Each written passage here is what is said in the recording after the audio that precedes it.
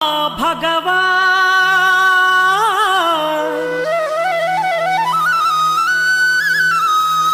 श्री भगवती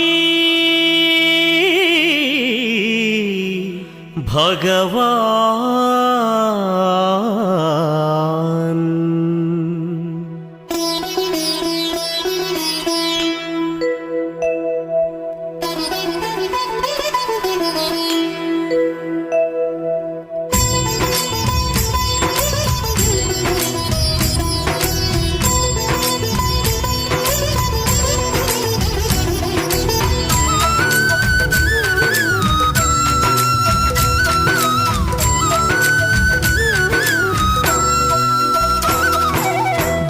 తేజుడై దేదీప్యంగా వెలిగెను అమ్మా భగవాన్